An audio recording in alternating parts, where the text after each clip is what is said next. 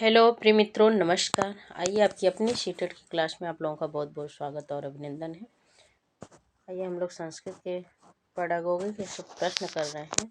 तो चलिए ये देखते हैं। इसमें ऊपर लिखा हुआ है सूचना। ठीक है, तो सूचना अधोलिखिता नाम प्रश्न नाम विकल्प उत्तरेभ्य उचितम उत्तरम चित्वा लिखत। जिस इधे नीचे जो विकल्प प्रश्न दिए गए हैं उनके उचित विकल्प का चुनाव करके प्रश्नों को लिखें। ठीक है, तो चलिए देखते हैं। सबसे पहला प्रश्न क्या पूछा जा रहा है, तो पहले पे आते हैं। पहला प्रश्न हमारा बन रहा है, कविता पठन पाठन से उद्देश्य व्यस्ति। कविता का जो पठन पाठन का उद्देश्य होता है क्या होता है? कविता रचना या नियम ज्ञानम की प्रशंसम आनंदम प्राप्तिश्च, की कविता या व्याकरण गत रूप ज्ञानम, की कवि विषयकम ज्ञानम। कविता का जो पठन पाठन का उद्देश्य क्या होता है? तो कविता की जो कविता जो कवि के द्वारा लिखा जाता है उसकी जो उसका कारण जो होता है कवि की सौंदर्य अनुभूति, जो कवि की जो अनुभूतियां हैं उसको अभिव्यक्त करना। ठीक है, कवि की अनुभूति, उनकी आकांक्षाएं, अपेक्षाएं, कवि जो अपना है सब अभिव्यक्त करता है, सब व्यक्त करता है। और इस कविता का जो कविता पठन पाठन का जो उद्देश्य होता है वो कवि विषय ज्ञान प्राप्त करना होता है। ठीक है, तो इसमें कौन सा ऑप्शन राइट होगा? कवि विषय ज्ञान प्राप्त करना, ऑप्शन नंबर डी राइट होगा। कविता का जो पठन पाठन का उद्देश्य होता है वो कवि विषय ज्ञान प्राप्त करना होता है। आइए, मैं आशा करनी समझ आया होगा।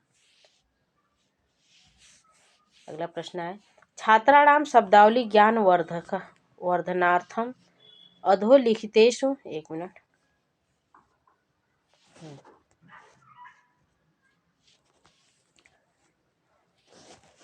थोड़ा सा आप लोग मैनेज करिएगा, स्लाइड छोटी बड़ी हो जाती हैं। हाँ, तो बताइए, छात्राणाम शब्दावली ज्ञान वर्धनार्थम अधोलिखितेषु कथमा प्रभावित योजना स्यात्। प्रत्येक नवीन शब्द प्रयोगेण सह वाक्यम निर्माणम, की विपरीत अर्थानां पर्यायवाचिनानां च शब्दानां स्मरणम, की प्रस्तुत संदर्भानुसार नवीन शब्दानां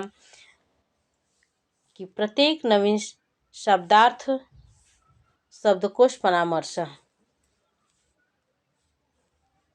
करें, छात्रों की जो शब्दावली होती है, छात्रों की शब्दावली जो ज्ञानवर्धक होती है, ज्ञान को बढ़ाने के लिए प्रभावी योजना क्या होती है?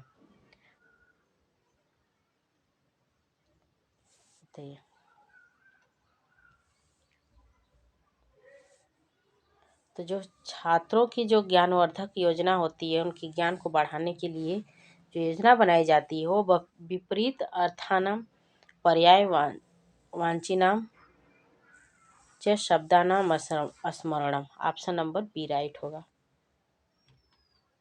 करें, विपरीत अर्थों वाली, विपरीत अर्थ मतलब विलोम शब्द और पर्यायवाची शब्द जो होते हैं वो क्या करते हैं? बालक के, बच्चे के ज्ञान में वृद्धि करते हैं। तो शब्दों का स्मरण करने की कोशिश करते हैं, उससे शब्द एक से अधिक शब्दों को याद करता है। अब नवीन शब्दों के अर्थों को समझने की कोशिश करता है, इससे उसका शब्दकोश बढ़ता है। ठीक है, और वाक्य का निर्माण, छोटे बालक जो वाक्य का निर्माण करना है, ये जो इसमें दिया है ऑप्शन, वाक्य का निर्माण करना, तो जो छोटे बच्चे होते हैं वह 1 से 5 तक के लिए है ये। जो छोटे बच्चे होते हैं वो वाक्य का निर्माण नहीं कर सकते हैं, उन्हें विलोम पर्यायवाची शब्द ये सब स्मरण नहीं कराया जा सकता है। उसमें तो देखिए एनसीएफ का ये रूल है कि कोई किसी भी बच्चे को न हम उसको रूट लर्निंग नहीं दे सकते हैं, उसको हम लोग कोई भी चीज़ फोर्स करके याद नहीं करवा सकते हैं। हम उनको खेल खेल के माध्यम से चीज़ें को समझा सकते हैं। ठीक है, ऑप्शन नंबर इसमें ऑप्शन नंबर बी राइट होगा। विपरीत अर्थानाम पर्यायवाचिनाम शब्दानाम स्मरणम। आइए, भाषा शिक्षक छात्राणाम दोषान पश्यते। भाषा शिक्षक जो है छात्रों में किस प्रकार के दोष को देखता है? बताइए। छात्र संशोधन संकेत रूपेण, कि अधिगम समस्या रूपेण, कि अधिगमस्य बाधक रूपेण, कि अधिगमस्य संकेत रूपेण।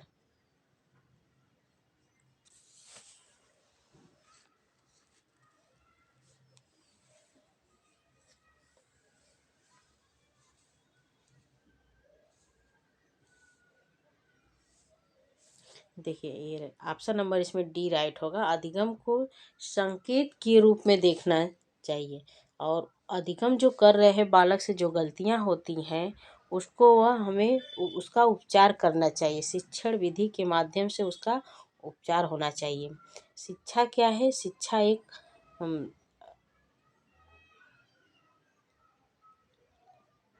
शिक्षा एक बालक के सर्वांगीण विकास का अमूल्य निधि है। अर्थात जो जब छात्रों के अधिगम के संकेत को जब अध्यापक नहीं समझेगा, टीचर नहीं समझेगा, तो बालक का सर्वांगीण विकास किस प्रकार से होगा।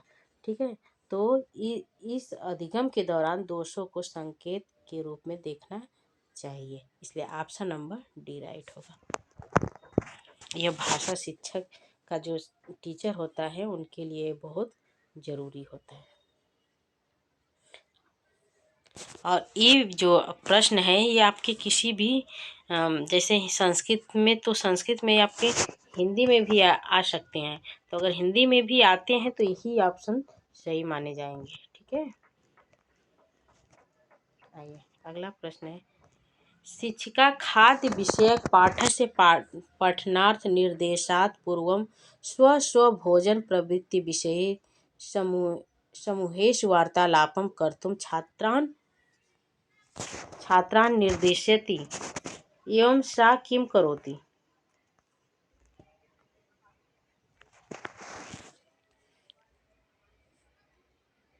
बताइए।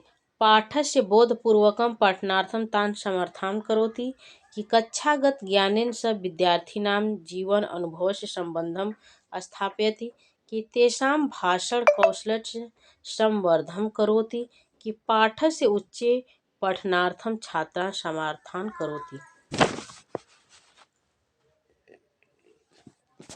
करें कि शिक्षिका है अपने विषय के पाठ में अनेक प्रकार के भोजन को, मतलब बालक को बोलती है कि अपने अपने भोजन के समूहों का वार्तालाप करने के लिए उनको बोलती है, अर्थात उस पर चर्चा करने के लिए बोलती है। तो वह किस प्रकार का बालकों को निर्देश दे रही है, अर्थात किस माध्यम से बालकों को सिखा रही है।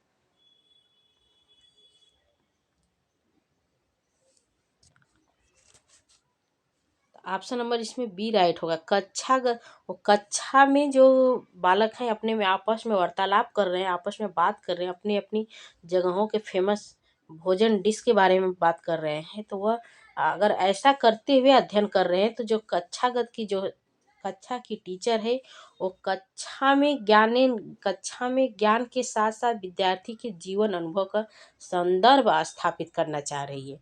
ठीक है, उनके जीवन अनुभव के विषय में भी उनको आपस में कनेक्शन स्थापित करने का कार्य कर रही है, इसलिए ऑप्शन नंबर बी राइट होगा।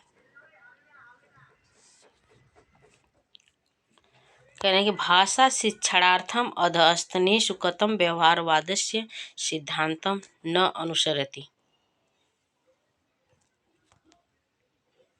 प्रश्न नंबर 5 का उत्तर दीजिए आप लोग। भाषा शिक्षणार्थम अंतर्निहित यंत्रम, कि अनुकरणम दृढ़ीकरणम च, कि कंठस्थीकरणम अभ्यासश्च, कि अभ्यास निर्माण प्रक्रिया। कि भाषा शिक्षण के अंतर्निहित जो यंत्र व्यवहार का अनुसरण करता है वो क्या व्यवहारवाद का सिद्धांत किसका है, ये भी कमेंट करके आप बता सकते हैं।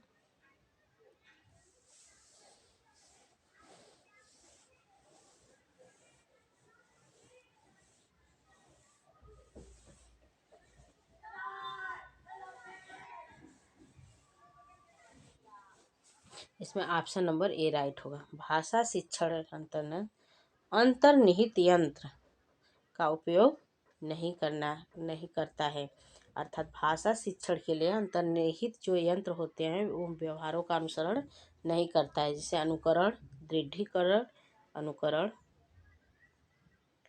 अनुकरण, दृढ़ीकरण,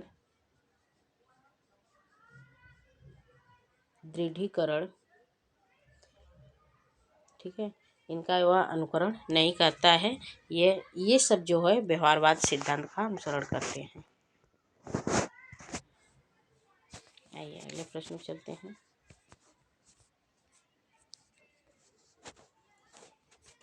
एक मिनट। हाँ, अगला हमारा प्रश्न पूछा जा रहा है, संप्रेषणात्मक भाषा शिक्षण इत्येन क अभिप्राय। बताइए।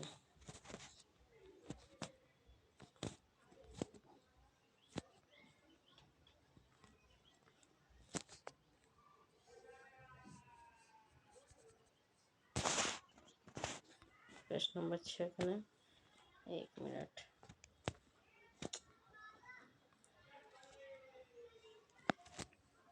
बताइए।